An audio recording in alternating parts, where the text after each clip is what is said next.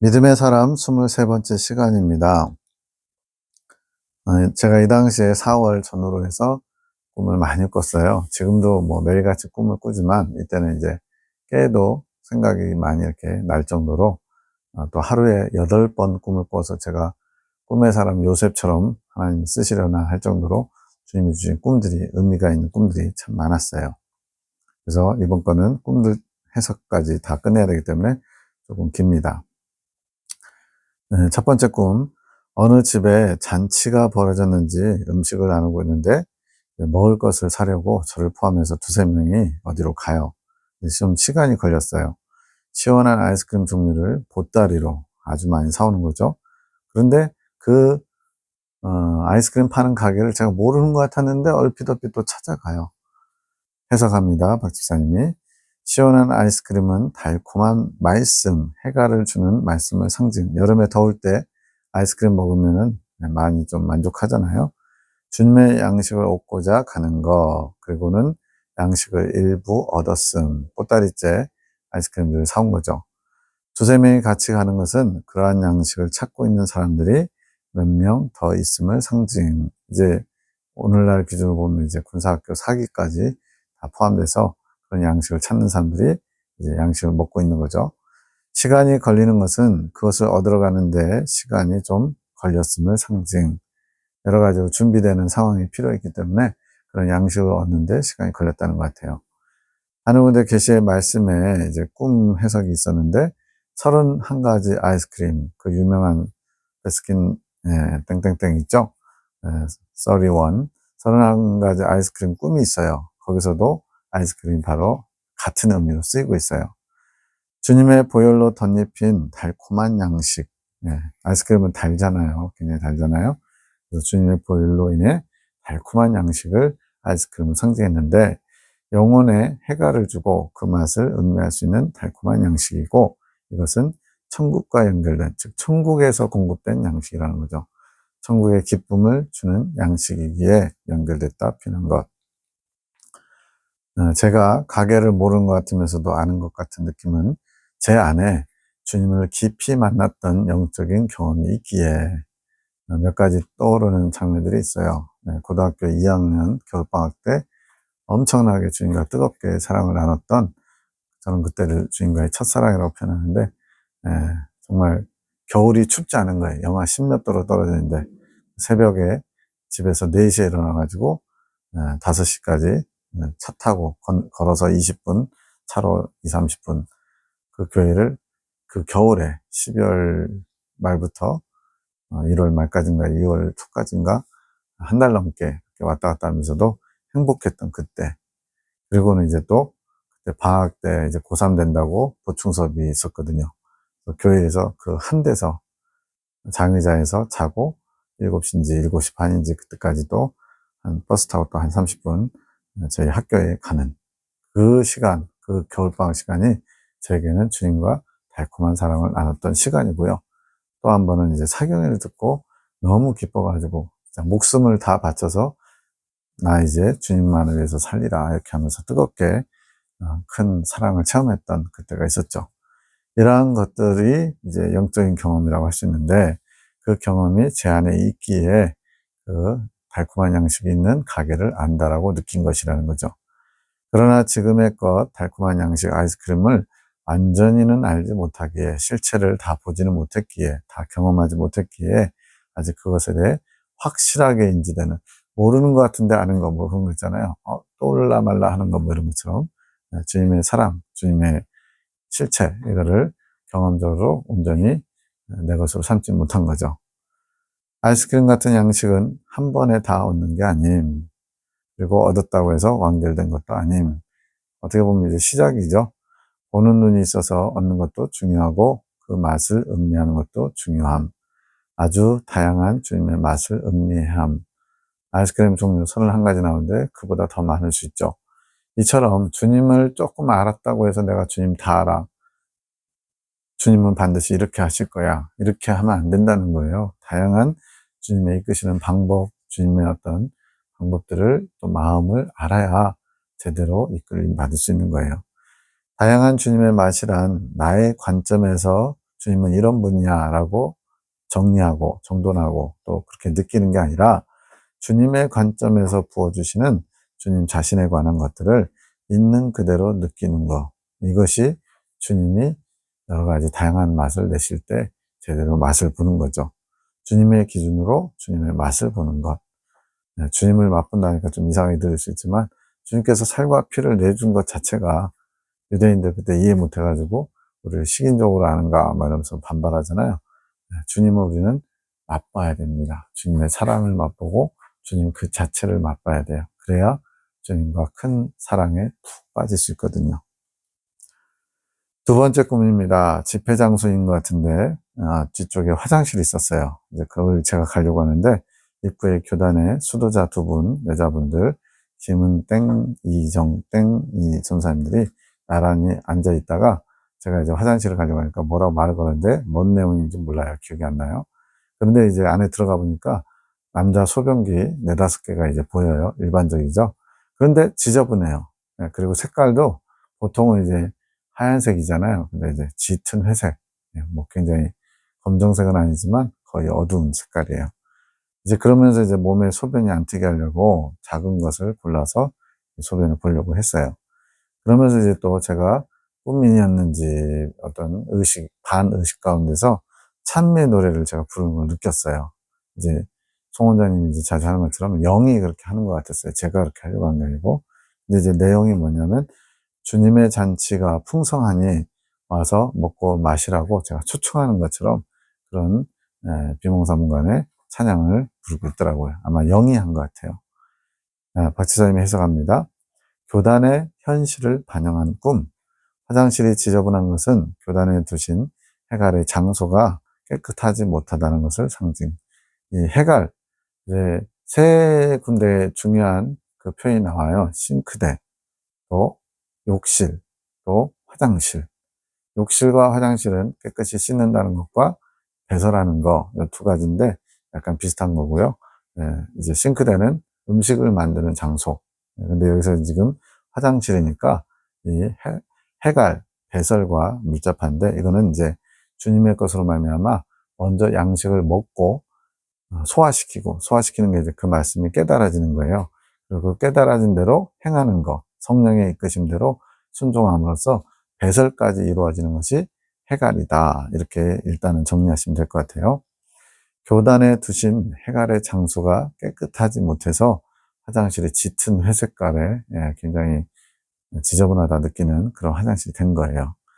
하늘 군대 계시 안에서 해갈에 대한 계시가 많이 있었다. 그것에 대해 이해하면 주님께서 정의하신 해갈에 대해 알면 더 풍성히 알 수 있다. 네. 해갈과 배설이 비슷한 의미를 갖고 있고 그것은 이제 마치 우리가 뱃속에 이제 거시기가 많이 들어있으면 부담스럽잖아요. 더부룩하고. 근데 쭉 한번 시원하게 빼면은 해갈의 맛을 보잖아요. 네. 그것과 관계된 걸로 생각하시면 됩니다. 교단은 주님께서 영혼들의 해갈을 이룰 수 있도록 이미 장치를 두셨음.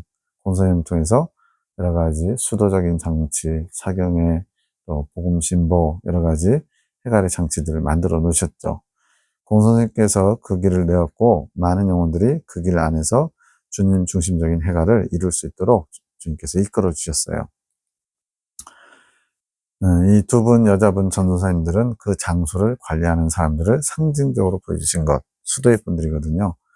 주님께서 원하시는 해갈을 이룰 본으로 세우신 분들이 수도의 분들, 해갈은 이렇게 하는 거다라고 실질적인 해갈의 본을 보이는 분들로 수도회를 세우시고 그분들이 관리하시는 것처럼 이렇게 하신 거죠. 그 안에서 이루어져야 할 것은 건강한 사상으로 자신이 버려야 될 것들을 잘 버리는 일. 배설물은 뭐예요? 필요 없으니까 몸에서 빠져나가는 거거든요. 그렇지 않으면 변비 걸리면 얼마나 답답하고 속이 힘들어요. 그래서 버려야 될 것을 잘 버리는 것이 먼저 말씀을 먹고 깨달아지고 소화되고 그 다음 버려지는 것처럼 순서가 있죠. 수도의 분들은 이 일에 대해 본이 되어야 했고 교단이 역할을 잘 감당할 수 있도록 그러한 장소 관리, 화장실이라든가 욕실이라든가 이런 것들을 잘 관리를 해야 됐던 분들. 그러나 그것이 잘 되지 못한 상태. 이거를 이제 다른 데서는 사상이 그것을 가로막았다라고 말합니다. 본인들이 옳다고 여기는 것, 나는 좀 그래도 주님의 뜻대로 결혼도 포기하고 이렇게 수도자의 길을 가니까 주님 보시기에 상 받을 게 많겠지 라면서 은연중 영적 교만에 빠져 있는 그런 것들을 말해요. 그것 때문에 이제 이러한 주님의 뜻이 잘 이루어지지 못하고 있는 거죠. 해가를 이룰 수 있는 수단으로 화장실이 아직 존재는 한다. 쓸 수는 있다는 거죠. 그러나 그 장소가 잘 관리되지 못해서 더러운 것. 누군가의 사상에 해갈이 잘 일어날 수 있도록 돕는 역할을 잘 했더라면 그 화장실이 청결하게 깨끗하다, 사용하고 싶다 이렇게 했을 텐데 잘 관리가 안 된 거죠. 목사님은 그 안에서 인간들의 사상으로 인해 더러워진 그 더러움을 피해서 제가 소변이 묻을까봐 작은 것을 골라서 봤다 그랬잖아요. 자신의 해갈을 이룬 것을 상징. 교단 안에 지금 해갈의 장소가 지금 잘 관리가 안 돼서 해갈하기 어려운 상태인데도 해갈을 어느 정도 한 거죠. 그게 이제 어떻게 보면 이제 교단에서 만족하지 못하는 이게 전부가 아닌데 라면서 영적인 갈급함, 영적으로 해갈하고 싶은 욕망이 이제 예레미야 기도원의 하늘 군대를 통해서 이제 만족을 이루는 거예요. 그것을 현 시점의 일을 일러주신 것. 그리고 목사님의 해갈 장소의 종착점. 제가 해갈을 하게 된 그것은 주님의 뜻 가운데 있는 것인데 그것이 결국은 무엇을 위한 것이냐? 바로 교단을 위한 것으로 주님께서 계획하고 계시다는 거죠. 물론 지금은 이제 교단에서 쫓겨난 상태인데 다시 주님께서 때가 되면 교단에 복귀하실 때가 있을 거라고 보입니다. 그래야 교단 안에 계신 분들을 다시 주님의 뜻 가운데서 이끌 수 있잖아요. 제가 이제 한 2주 전인가요? 어떤 상황에서 갑자기 제 마음 안에 그 전에는 이제 교단 분들이 판단하고서 정지하고 저희들을 몰아낸 것이 이제 어떻게 보면 조금 억울하기도 하죠. 우리가 주님의 뜻을 따르고자 했는데 본인들에게 해가 된다 생각해서 쫓아낸 거니까. 그래서 그분들을 불쌍히 여기는 마음이 한 30 정도 했다면 한 70%는 우리가 옳았음을 주님이 빨리 드러내 줬으면 좋겠다라는 마음이 있었던 것 같아요. 근데 이제 2주 전인가는 제 마음에 그것이 달라졌음을 느끼겠어요. 왜냐면 그 영혼들을 진심으로 안타까이 여기며 불쌍히 여기는 마음이 한 40 정도, 60 정도는 주님의 뜻이 이루어지기를 원하는, 주님께서 이렇게 말씀하셨으니까 주님의 뜻이 이루어지길 원하는 그런 마음, 주님의 뜻이 이루어져서 주님께 해갈이 되면 좋겠다라는 그런 마음. 그러니까 거의 모르겠어요. 또 자세히 들여다보면 또 제 어떤 저희가 옳았음을 인정받고 싶은 마음이 있는지 모르겠는데 그런 마음이 어디론가 간 것처럼 순전하게 그 영혼들을 주님께서 조금이라도 마지막 때 은총을 베푸시기 원하는 마음과 주님의 뜻이 이루어지기 원하는 마음, 이 두 가지가 어느새 제 안에 차지하고 있는 거예요. 저도 깜짝 놀랐어요.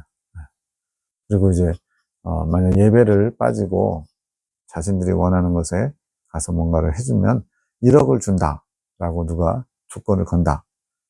그러면 저는 그걸 단호히 거절할 수 있는 그것이 생겼어요. 제가 잘나서가 아니라 그 전에는 1억 정도 준다고 그러면 예배 한 번쯤 빠져도 되는 게 아닌가? 살짝 그런 마음이 있었다면 지금은 1억, 100억을 준다, 1000억을 준다? 주님 앞에 예배 한 번 드리는 게 더 귀하다라는 마음이 또 자리 잡고 있는 거예요. 그래서 제가 신압으로 어느새 모르는 사이 조금씩 하나님 제일주의, 하나님 중심주의로 바뀌고 있음을 깜짝깜짝 저도 모르게 문득문득 느끼는 거예요. 전에하고는 나의 영의 상태가 정말 달라졌구나 이걸 느끼는 거죠. 그래서 제가 이 해갈을 이루는 것에 교단이 종착점이라는 것은 교단 화장실을 사용하는 것으로 나타난 것인데 제 사상의 해소로 정화되어야 되는 목적지가 교단이 된다 이렇게 얘기하는 거예요. 그러니까 제가 이렇게 해갈을 이루면서 다시 교단 안에 해갈을 이루지 못하게 지금 막혀있는 분들을 주님께로 이끌어드리는 그런 통로로서 축복의 통로로서 교단 분들을 하나님이 또 사용하실 계획을 저를 통해서 이루실 것을 일꾼에서 알려주고 있다는 거죠. 그것이 또한 주님의 해갈이 됨. 주님은 뭐 모든 것에 완벽하신데 뭔 주님이 해갈하시냐라고 생각하는 분이 있을지 모르는데 그것은 지극히 인간적인 생각입니다. 주님도 늘 해갈을 원하세요. 성경에 나오잖아요. 주님께서 우리 때문에 고통스러워하시고 아파하시고 힘들어하시고 질투하시고 그게 다 주님이 나는 질투하는 여호와라 하시는 이유가 뭐예요? 해갈이 필요하다는 얘기예요. 오직 주님만을 사랑하는 주님의 아내들, 신부들이 필요하고 주님의 백성들이 필요하다. 그러니까 질투심 유발하지 말어 이렇게 얘기하신 거죠. 그런 것들이 이제 주님의 해갈을 필요로 하는 것을 보여주는 하나의 예가 되겠죠. 목사님의 해갈이 교단의 정화로 이어지는 것은 목사님의 사상의 해소, 제 안에 꽉 막혀있던 저 중심적인 사상이 이제 해소되고 주님 중심의 사상으로 바뀌어진 것, 이런 것들의 본이 되기 때문에 그러하다. 교단에 저렇게 사상이 바뀌어야 되는구나 라고 하는 본으로서 주님께서 보여주시기 원한다는 거죠. 그래서 주님이 저에게 붙여주신 또 다른 별명은 교단의 유업을 이을 자, 공선생님이 마련해 주신 성경의 신진리에 이긴 자 사상을 바르게 이제 그것을 정립해서 또다시 교단에 계신 분들에게 공급할 자로 주님께서 세우셨다. 이렇게 뜻을 나타내신 게 있거든요. 목사님께서 부르시는 찬미의 노래는 해소의 기쁨을 퍼뜨리는 노래. 주의 잔치에 와서 풍성히 먹고 마시라고 초청하는 내용이 있었죠. 교단의 영혼들이 동참하기 바라는 영혼의 고백. 세 번째 꿈입니다. 상주 기도팀, 즉 하늘군대와 사랑의 사도들이라고 느껴지는데 다들 손에 황금소총을 들고 있는 거예요. 그런데 제 눈에는 황금소총인데 다른 사람들 눈에는 청동소총처럼 보이겠다, 이런 마음이 들었어요. 저는 황금소총으로 잘 보였거든요. 일반인을 대상으로 하는 소총이고, 근데 비슷한데 저도 총을 들고 있어요. 근데 이거는 대물 저격총이라고 이제 코끼리라든가 엄청나게 쉽게 죽지 않는 거대한 코뿔소 뭐 이런 사람 중에서도 뭐 좀 이렇게 탱크나 이런 것들, 사람이 아닌 더 큰 그런 저격총들이 있어요. 그런 저격총 아주 큰 걸 들고 있는 거예요. 그러면서 제가 느끼기에는 목회자형인가 보다 이렇게 느꼈던 것 같아요. 공동체 중심에. 거치사님이 해석합니다. 하늘군대와 사랑의 사도들이 황금소총을 들고 있지만 사람들 눈에는 청동소총으로 보이는 것. 이 목사님은 볼 줄 아는 눈이 있어서 황금으로 인자하신 것. 주님께서 주신 소총인데 황금소총하고 청동소총은 완전 가치가 다르잖아요. 우리의 소총은 특공대가 갖는 무기의 소총. 이때 하나님께서 하늘군대와 사랑의 사도들에게 너희는 나의 특공대다. 이제 초전박살내는 아주 그냥 특별한 훈련을 받은 존재들이다, 이렇게 말씀하신 게 있거든요. 우리가 가진 소총은 인간이 가진 자기애, 자기 사랑, 자기 중심적인 사상을 부수는 총. 그래서 모든 이들을 대상자로 한, 앞에서 일반인을 대상으로 한 총이다, 이렇게 돼 있었죠. 김 목사님에게도 무기가 주어졌는데 여기서 무기는 말씀을 상징, 주님께서는 특별히 성경을 볼 수 있는 눈을 주셨기 때문에 지성적으로 저를 이끌어 가신 거죠. 그럼 저의 무기는 말씀이라는 거예요. 주님 중심적인 말씀이 곧 주님의 일을 이루는 무기이고 마귀를 대적할 수 있는, 마귀를 막을 수 있는 강력한 수단이 되는 것. 우리는 세상과 마귀와 거칠고 사나운 환경 속에서 싸울 수 있는 무기로 말씀을 갖게 되는 것. 말씀이 무기가 돼서, 그래서 이제 이 말씀, 진리의 검, 성령의 검, 이것을 튼튼하게 단단하게 가지고 있어야 그런 것들을 물리칠 수 있겠죠. 우리는 세상과 그런 거칠고 사나운 환경 가운데 무기를 들고 싸워야 돼요. 그것이 말씀이라는 거예요. 말씀으로 사상이 깨이고 지성이 성장하는 것이 결국 무기를 얻게 되는 것. 우리가 가진 무기, 앞에서 황금소총이죠. 단순히 나를 보호할 수 있는 수준을 넘어서 주님의 일을 위해 싸우는 일을 할 수 있음. 자, 군사학교 1기, 2기, 3기, 4기로 부르시는데 군사로 훈련시키는 목적은 뭐예요? 전쟁터에서 싸워 이기는 게 목적이죠. 영적 싸움의 전쟁터에서. 그래서 자신을 보호하기 위한 그런 도구가 아니라 그것을 넘어서서 다른 사람들을 또 도와줄 수 있는 주님의 일을 감당할 수 있는 그런 무기라는 거예요. 군대가 된 것이고 그 일을 이루고 있음을 알리시는 것이며, 김 목사님에게도 목사님의 일, 주님께서 원하시는 일을 이루시기 위해 준비가 되어 있음을 상징한다. 다만 우리 것과 차이가 있다. 제가 대물 저격총을 들고 있다고 그랬잖아요. 이것은 주님께서 목사님께 필요한 것들을 아시고 안배하신다. 탱크를 파괴해야 되는데 조그만 소총 가지고는 안 되거든요. 다 튕겨나가거든요. 그에 맞는 RPG라든가 뭐 이런 좀 탱크를 망가뜨릴 수 있는 그런 강력한 무기가 필요하죠. 큰 사상의 더미는 어떤 이렇게 덩어리를 이루는 거죠. 교단 내에 타파해야 될 사상의 더미에 대항하기 위해서 그에 맞는 큰 무기를 주셨음. 제가 대단한 게 아니고요. 주님이 하실 일이 더 크고 어떤 무거운 그런 능력이 필요한 것이기 때문에 더 큰 무기를 준비해 주셨다는 거예요. 초점을 잘 봐야 됩니다. 전면전을 펼치시기 위해서 주님께서 주님의 일을 자들에게 안배하시어 도우심을 상징함. 목사님에게는 지성이 무기였음. 그 지성이 능력이 되기 위해 성령께서 강력하게 일하셔야 했음. 그 일을 이루어 가시는 것. 이미 단련해 오신 부분이 있으시기에 더 큰 무기, 대물 저격증을 갖게 될 수 있던 것. 네. 주님께서 저의 지성을 사용하셔서 더 강력한 일을 하시고자 한다는 거예요. 그러나 무기가 주어졌다고 해서, 손에 들었다고 해서 그 무기를 마스터한 것은 아님. 그렇죠. 훈련소에서 한 달간 훈련받아가지고 전쟁터에서 베테랑처럼 싸울 수는 없죠. 어리버리하죠. 훈련소에서 마지막 퇴소를 앞두고 이등병 짝대기 하나를 이마에 모자에 붙여줘요. 그래서 막 눈물도 나요. 요거 짝대기 하나 받으려고 저 같은 경우는 6주를 훈련받았구나. 말 그대로 뭐 황토먼지 먹어가면서 야간 40km 행군도 해가면서 고생한 것이 그 짝대기 하나에 보상받는 느낌? 근데 자대에 가니까 이 짝대기 하나는요, 말 그대로 완전히 어리바리 밥이에요, 밥. 이제 고참들에게는 아주 어리바리한 쫄병 하나 들어온 거죠. 시작이에요, 시작. 주님께서 허락하신 무기, 말씀을 내 것으로 소화해 내야 함. 즉, 대물저격증을 받았다 해서 그것을 잘 사용할 수 있는 게 아니고 훈련이 또 필요한 거죠. 사격훈련. 무기가 내 몸과 하나인 것처럼 숙련되어야 적을 잘 물리칠 수 있듯이 주님께서 주신 무기인 말씀과 하나 되어야 하는 시간이 필요하다는 것. 이것 또한 훈련이고 연습이죠. 네 번째 꿈, 새벽 5시 정도에 꿨는데 이파리가 무성한 나무가 보이고 근데 칙칙해요. 보기에 죽지는 않았는데 깨름직한 그런 모습이었어요. 그런데 나중에 그 나무가 빛나는 하얀색의 풍성한 이파리가 달린 나무로 바뀌더라고요.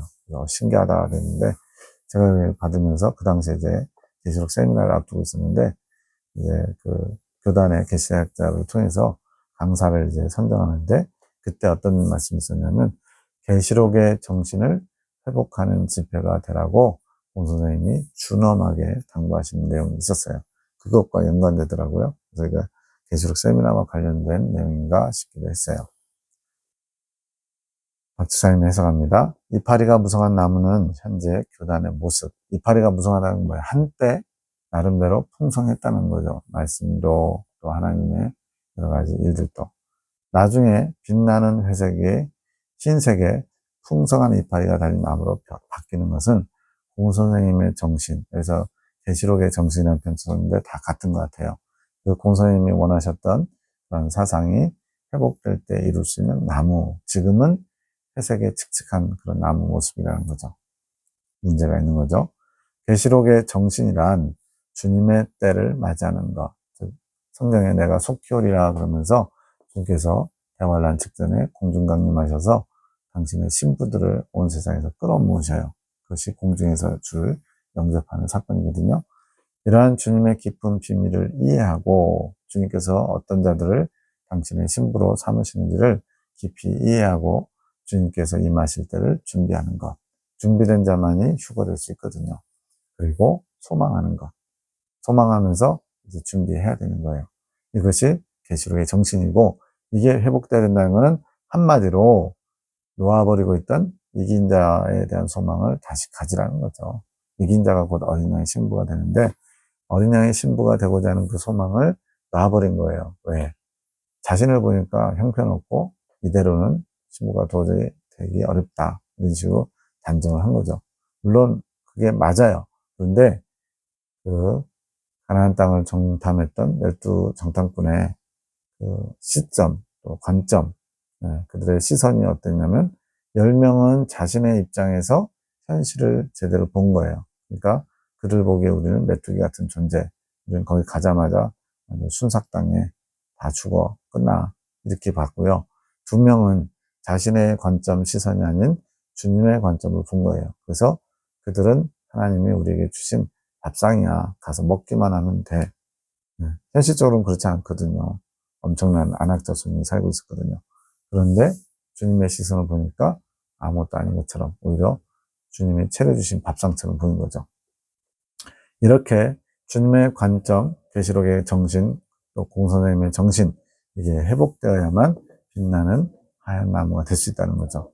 이것을 소망해야 되는데 이것을 내려놓고는 우리는 안 돼. 우리는 대환란에 들어가서 순교자나 되자. 이런 식으로 자기 마음대로 하향시킨 거죠. 어떤 소망의 수준을 이긴 자, 첫 번째 익은 열매에서 두 번째 익은 열매로 다운시킨 거예요. 이대로 가다 보면요, 나는 순교자 깜도 안 돼 하면서 세 번째 익은 열매로 소망할지도 모르겠어요. 근데 주님은 그걸 기뻐하지 않으십니다. 주님께서 우주 만물과 모든 피조물을 회복시키실 그날에 대해 소망하는데 죄에 대해 완전히 해방되는 날, 심판, 대환란 이런 것은 주님께서 하나님 나라를 새 하늘과 새 땅을 허락하시기 위한 관문과 같은 거예요. 그래서 그 대환란의 어떤 극심한 어려움, 지금 현재 기후재앙이라든가 전쟁 곳곳에 난리죠. 먹고 사는 문제 힘들다고 아주 아우성인데 이러한 모든 것들을 원망, 불평, 낙심, 분노, 좌절 이런 것이 아니라 이제 주님 오실 날이 다가오는 징조구나 이렇게 받아들이면 설레고 기쁘고 행복하고 신나고. 근데 이 땅에서 많이 가진 사람은 그러기 어렵죠. 왜? 두고 가야 된다는 아쉬움, 또 아까움, 또 그러다 보니까 이제 부정하는 거예요. 주님 오시려면 아직 멀었어. 내가 살아있을 동안은 안 오실 거야. 이런 식으로. 나는 지금 어떤 마음을 갖고 있을까요? 신랑 되실 예수님을 맞이하는 신부가 가지는 그 소망을 사모해야 되는 것, 주님과 하나 되기를 원하는 열망이 있어야 함. 그 열망을 위해 달려가 나갈 수 있도록 소망을 주는 시간이 되어야 함. 주님을 향한 주님의 신부가 되고자 하는 이긴 자에 대한 소망을 가질 수 있도록 우리 도구들이, 축복의 통로들이 그런 마음을 품을 수 있도록 주님의 뜻을 잘 전달할 필요가 있죠. 계시록은 소망의 말씀이다. 많은 사람들이 계시록 보기를 두려워해요. 왜? 다 죽고 막 세상이 완전히 마귀들로 뒤집어지는 것 같거든요. 적그리스도가 나타나서 핍박하고 순교시키고. 근데 계시록은 소망의 말씀이에요. 관점이 달라져야 돼요. 우리에게 될 일들, 주님께서 사단 권세를 멸망시키고 구세주로 오시는 것, 세상을 정리하시잖아요.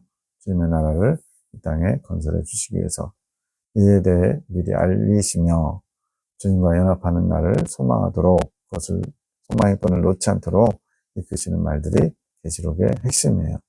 주님은 결코 그 말씀으로 인해 낭망하거나 닥칠 괴로움에 주목하는 것을 원하지 않으심. 계시록 생각하면 두렵다. 우리 성경에 크고 두려운 날이라고 표현됐지만 우리 믿음을 가진 사람들도 크고 두려운 날로 받으면 안 돼요. 크고 두려운 날은 믿지 않는 사람들에게 본인들의 심판, 지옥 그 형벌 때문에 두려워해야 되는 거고 우리는 대환란이 주님의 오시는 날, 주님의 신부가 주님을 맞이하는 날, 주님께서 이 땅을 정리하시고 새롭게 당신의 나라, 천년왕국과 또 신천지를 이루어주시는 그때가 다가온 때 이렇게 받아들여야죠. 주님은 그 말씀으로 인해 우리가 괴로워하거나 힘들어하거나 또 꺼려하거나 그러길 원치 않으셔요. 그 말씀 안에 주님을 또 가두기도 원치 않으심. 주님을 가둔다는 건 뭐예요? 내가 만든 틀 안에 주님을 꼼짝 못하게 하는 거죠. 주님은 자유로우신 분이고 주님은 우리에게 더 풍성하게 더 많은 걸 주기 원하시는데 자꾸만 내가 가지고 있는 얄팍한 지식 가지고 주님을 가둬놓으려고 해요. 그 말씀을 해석하고 이해하는 것에만 집중하여 주님께서 일하시는 것, 원하신 것을 보지 못하게 하는 것. 이게 지금 가둬놓는 거거든요. 그래서 계시록을 암만 잘 해석했어도 그 중심에 하나님의 마음을 알지 못하면 그 계시록을 소망을 주는 책이 아니라 그냥 사람들에게 겁을 주는 지금 대환란이 임박했으니까 정신 차려라 라고서 어떤 겁을 주는 것처럼 돼버린다는 거죠. 교수님들도 이에 대해서 잘 인지하고 알고는 있어요. 다만 그 하나됨, 주님과 연합하는 어린 양의 신부로서 준비되는 것을 소망하다가 이제는 스스로 힘이 빠진 것. 시간이 이제 40년이 다 돼가면서 선생님도 안 계시고 그러니까 다들 이제 거의 지쳐가지고 영적으로 진이 빠져가지고 그래서 소망하고자 하는 마음조차도 내려놔 버린 거죠. 계시록은 우리에게 소망의 말씀이고 그 소망이 영혼들에게 불어넣어질 때 나뭇잎에 생기가 돋는 것, 주님이 원하시는 회복이 이루어지는 거죠. 5번째 꿈, 6시 30분 새벽에 꾼 거예요. 교실같이 어수선한 장소에 학생들, 청년들도 좀 섞여 있는 것 같고 떠들고 있어요. 보통 쉬는 시간에 중고등학교 반 모습이 그렇죠. 자유분방한 모습. 제가 앞에 누군가 나가서 저들에게 조용히 시키고 뭔가를 전해야 되는데, 강의해야 되는데 이러면서도 제가 아직 스스로 준비가 덜 됐다라고 좀 자각하고 있었어요. 머뭇거리고 있었죠. 그때 연세가 좀 많으신 은퇴하신 신땡 목사님이 올라가셔서 뭔가를 하려고 하셔요. 근데 이분이 갑자기 고장난 피노키오 나무 인형이 끈이 끊긴 것처럼 이렇게 쓰러진 거예요. 쓰러지듯이 막 비틀거리시길래 넘어지면서 크게 다치시다 싶어가지고 제가 이제 강단으로 뛰어나가서 그분을 안아들었죠. 그럼 그분이 좀 체구가 작으신데 밖으로 모시고 나갔어요. 야외인데 거기도 막 좀 어수선하더라고요. 대학교 교정처럼. 근데 안정될 곳을 찾아서 좀 쉬시도록 회복하시도록 하려고 하는데 어떤 한 사람이 나타났는데 외부 강사 느낌이고요. 근데 굉장히 무례하다라는 느낌, 신뢰가 잘 안 되는 뭔가 이렇게 불편한 그런 사람이 다가와요. 그러더니 제가 이렇게 그 체구가 작으신 목사님을 안고 있는 모습 보면서 건방지게 이렇게 손으로 이쪽으로 오라는 식으로 이렇게 하더라고요. 까딱까딱. 그래서 제가 지금 이분이 상태가 안 좋아서 안정이 필요하니까 이렇게 좀 그럴 수 없다 그랬더니 괜찮다면서 신 목사님이 이제 그 약간 뒷모습으로 보여지니까 체구가 작으니까 아이처럼 느꼈는지 반말하면서 막 이렇게 딱 붙잡고 세우는 거예요. 그분을. 그래서 제가 막 발끈했죠. 이분이 지금 연세가 80이 넘으신 분인데 반말을 안 하는데 어쨌든 목사님을 그래도 함부로 대하는 거예요. 자신이 통제할 수 있는 것처럼. 좀 떨어져서 제가 그걸 지켜봅니다. 저 사람이 뭔가 능력이 있으니까 저렇게 하는 것 같긴 한데 좀 불안한 거죠. 목사님 잘못될까봐. 그래서 여차하면 쓰러지면 달려가려고 근처에서 지켜보고 있는 장면이었어요. 잠시 후에 시간이 좀 지나니까 별다른 좋지는 않은데 그 목사님이 회복되는 게 느껴져요. 이 외부 강사가 우통을 벗고 있는데 거기에 막 무슨 자신은 이제 자랑스러운 거죠. 칼자국이 뭐네 하면서 험난한 세상을 살아온 흔적들이 있어요. 큰 흉터들이. 결국 신 목사님이 회복되었다면서 자기 발로 이제 약간은 불편하게 걸어오면서 가셔요. 제가 그 모습 보면서 뭔가 저러다 또 쓰러지시면 어떡하나 찜찜해 하는데 그 강사 외부인과 연관되는 느낌에 어떤 아가씨가 저를 반갑다고 찾아오면서 애견 안고 있는 강아지인지 뭔지 무슨 동물을 데려왔다면서 끝이 납니다. 뭔가 알 것 같으면서도 모르겠더라고요. 박지사님 해석합니다. 제가 사역하게 될 교회의 내부에 대한 사정을 알리시는 꿈, 그러니까 A교회죠.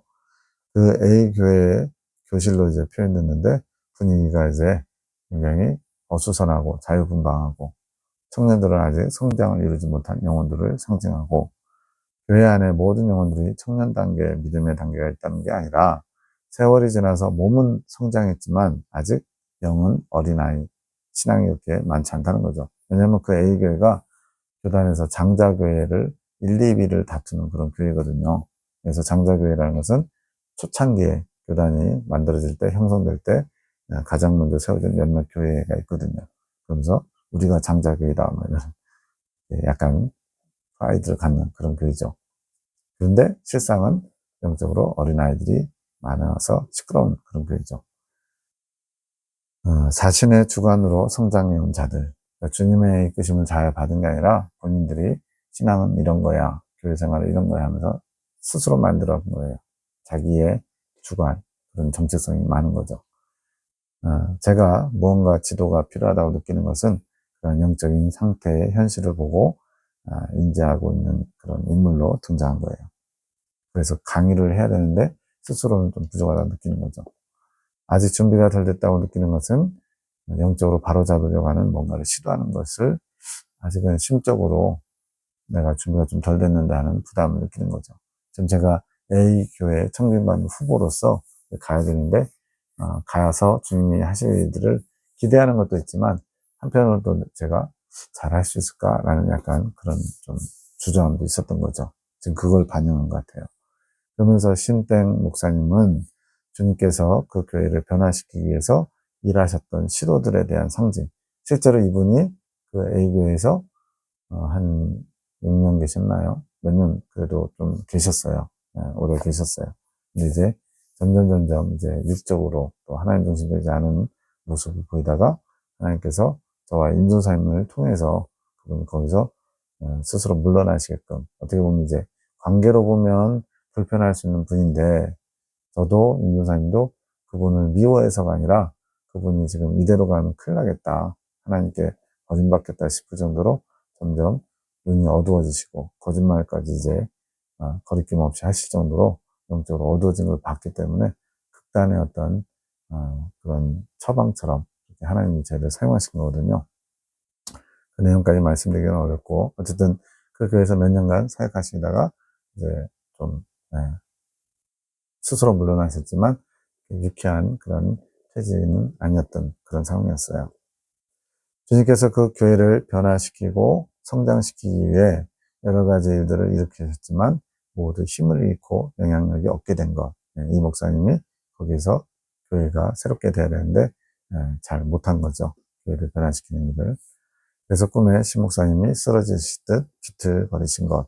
결국 주님의 뜻이 그렇게 힘이 없도록 만들어버린 것. 교회가, A교회가 하나님 중심으로 설 수 있는 기회를 하나님 여러 번 주셨는데, 목사님들도 참 많이 바뀌었어요. 그것도 좋게 이렇게 바뀐 게 아니라 그 목사님의 부족함, 연약함 이런 걸로 인해서 정말 많이 바뀐 교회 중에 하나죠. 그 마지막 뜻, 주님의 뜻을 받들고자 김 목사님이 투입이 되는 것. 이제 주님께서 그 A교회를 마지막 때 새롭게 하시고자 저를 투입하는, 그렇게 보내려고 하시는 주님의 뜻이 있다는 거죠. 주님의 뜻을 세우기 위해 그 비틀거리는 시 목사님을 제가 몸으로 이렇게 받쳐줬거든요. 그게 몸을 내어준 것. 그게 주님의 뜻을 세우는 모습이라는 거죠. 그런데 그 뜻을 세우기 위한 작업에 방해꾼이 나타났어요. 외부인 강사. 이 외부인 강사가 주님 중심적인 사상이 아니라 외부에서 흘러들어온 사상을 가르치는 자. 하나님 중심적이지 않다는 건 뭐예요? 마귀적이든 자기 중심적이든지 육적인 것이라는 얘기죠. 그는 자신이 옳다 여기고 자신이 중심이 되고자 함. 그래서 굉장히 거만하고 무례하고 막. 그래서 강압적이며 무례함. 그 무례함이 때로는 제 마음을 자극할 때가 있을 것. 발끈했죠, 제가. 아니, 어떻게 이렇게 무례하게 행동하냐고. 지금에 와서 보니까, 이 외부인 강사가 바로 이제 그 A교회 안에 이끌어 가시는 중진들, 장로님 같은 분들, 그분들 안에 있는 인본적인 사상이었던 거예요. 그래서 두 사람을 초대하면서 청빙하면서 본인들은 이미 여러 가지 또 거기 다른 분이 거기 청빙되는 후보 한 분이 가족 관계로 다 얽혀 있어요. 사돈에다가 뭐 딸에다가 뭐 이런 식으로. 그러니까 거기에 인본적인 작용이 돼가지고 말 그대로 조작을 한 겁니다. 조작. 이제 나중에 기회가 되면 나오겠지만 자세히 다룰 수는 없고, 인간적인 생각으로 그분이 이렇게 청빙될 수 있도록 조작을 해가지고, 저는 이제 그 당시에는 잘 몰랐죠. 근데 시간이 지나면서 더욱 뚜렷이 여러 가지로 통로를 통해서 주님께서 알게 하셨죠. 그러한 것들이 바로 이 외부인 강사가 자신의 어떤 그 가지고 있는 자기 주님의 사상 가지고 교회를 새롭게 보고자 하는 인본적인 정신으로 나타난 거예요. 이미 주님은 꿈을 통해서 알려주셨는데, 이 당시에는 이 꿈을 잘 해석하지 못했어요. 지금은 이제 다 보이는 거죠. 그렇게 다루어져서는 안 되는 주님의 뜻, 이제 신땡 목사님을 그렇게 주님의 뜻을 세우려고 하는 그 상징으로 보여주신 건데, 인간들의 잣대로 판단하며 자신이 하고 싶은 대로 주님의 뜻을 대하는 태도가 목사님의 마음을 자극하는 것. 여기서 제 마음을 자극한다는 것은 이제 그렇게 인간의 어떤 욕망, 또 아주 불법, 이런 것들을 통해서 이렇게 교회가 이제 흘러가게 된 것이, 제가 보기에 하나님이 하셨다라고 생각하면서도 한편으로 이제 좀 이해가 안 되거나 불편한 게 있는 거죠. 왜 그분들은 하나님께 온전히 맡기지 못하고, 사실은 처음에 그 설교를 제가 3번 하고 그분이 2번 하고 한 달 동안에 번갈아가면서 하게 하면서 투표를 해서 뽑을 것처럼 했거든요. 근데 그 당일에 싹 바꿔버렸어요. 제비뽑기로. 그러면 설교를 구태 들어볼 필요가 없죠. 제비뽑기로 뽑을 거면. 근데 그 제비뽑기는 이제 성경적인 방법이다 해서 납득할 수 있는데, 그 제비뽑기에도 어마어마한 또 아주 잔머리죠. 꾀를 써가지고 본인들이 어떤 선택을 할 수 있도록 그렇게 여러 가지 장치를 해놨어요. 그건 이제 구체적으로 예를 들면 다 알 수 있는 그런 건데, 어쨌든 사단의 계략이 그렇더라고요. 그냥 보기에는 교묘한데 들여다보면 다 어떤 들통날 수 있는 아주 장깨. 그러니까 사단은 참 바보라는 걸 알 수가 있어요. 겉보기에는 굉장히 교묘하고 굉장히 똘똘한 것 같은데, 실제는 영적인 눈으로 보면 아주 다 들통날 수밖에 없는 그런 별 볼일 없는 존재예요. 그러니까 사단을 두려워할 필요가 없습니다. 김 목사님은 외부인 강사가 계속 신 목사님을 서기하는 것을 지켜봄. 그러다가 신 목사님이 회복되는 것을 보게 됨. 교회가 그래도 좀 안정적으로 인간적인 선택을 하고 인간적인 방법을 썼지만 교회가 좀 안정적인 걸 보겠죠. 그것이 이제 제가 외부의 사상을 가르치는 자와 제가 전면적으로 싸울 수 없는 상태가 그냥 지켜보는 걸로. 그래서 싸울 수 없는 상태라는 거는 그런 불합리한 불법을 발견했을 때 노예가 이제 그것을 사실은 주관하거든요. 노예에서 파송하는 그런 형식을 취하니까. 그래서 그거를 말 그대로 증거, 자료, 또 뭐 여러 가지 상황들, 그런 것들을 해가지고 이렇게 항소하듯이 여러 가지 문제를 삼았다면, 어쩌면 또 교회가 진짜로 말 그대로 깨지든지 몇몇 분들이 쫓겨나든지 아주 또 큰 풍파가 있을 뻔 했거든요. 근데 여기 지금 제가 그런 외부 사상 가르치는 자, 그런 불법적으로 자신들의 뜻을 이루고자 하는 자들과 정면 충돌하지 않은 것이 전면적으로 싸울 수 없는 것을 상징한다. 주님이 이렇게 나타내 주셨어요. 목사님은 그렇게 주님의 뜻이 세워지는 과정에 조력자의 위치, 주님의 뜻이 그들이 불법적으로 인간적인 방법을 함에도 불구하고 그걸 통해서 또 주님이 이루고자 하시는 큰 테두리에 뜻이 있는 거죠. 제가 그래서 100% 순복하게 된 것은 뭐냐? 얼마든지 하나님이 저를 그곳으로 보내는 것으로 무조건 관철시키려고 했다면 하나님이 하실 수 있는 그런 조건도 됐어요. 근데 결국엔 그 인간적인 방법과 불법적인 것으로 하나님이 허락하셨기 때문에 이런 일이 벌어졌구나. 이게 이해가 되니까 제가 100% 순복하게 된 거죠. 그래서 문제 삼지 않고 한 2년 동안은 이 부분에 거의 입을 다물었죠. 아주 가까운 분들, 저하고 속을 털어놓을 수 있는 2-3분이랄까요? 몇몇 분들만, 그 이야기를 했고, 거의 입을 다물고 살았어요. 지금은 이제 시간이 다 지났고, 이제 2년 이상 지났으니까 이렇게 얘기할 수 있는 겁니다. 김 목사님께서는 주님의 뜻이 주님께서 허락하신 방법으로 이루어질 수 있도록, 때로는 그것이 저의 시선으로는 불안하고 옳지 않아 보일 수 있음. 그 당시에는 왜 이걸 못 알아봤을까요? 근데 지금은 이제 보여요. 그분들이 택한 인간적인 방법, 그런 것들이 불안하고 옳지 않아 보이고, 하나님이 저걸 왜 그냥 가만두시지? 치리하셔야지. 그들을 하나님께서 심판하셔야 될 텐데, 이런 마음도 없지 않아 있거든요. 약간은 좀 억울하니까. 조력자로서 서 계셔야 함. 왜냐하면 주님의 뜻이 이루어지기 위해서 깨어 기도하며 주님의 뜻을 주시하는 자. 속으로는 이제 원망과 또 분통이 터질지라도 주님의 뜻이 더 중요하다 여기는 자의 모습이죠. 외부인 강사가 우통을 벗으면서 보인 흉터와 상처는 자신의 세상 자랑, 그렇게 나름 굴곡진 삶을 살아오면서 세워진 자신의 사상이 옳은 것이며 그것으로 주님의 일들을 이루려고 하는 그의 의지를 나타내는 것. 몇몇 그의 중진들의 그런 불법적인 것이 옳은 것이다 라는 것을 스스로 그렇게 자유하고 있는 거죠.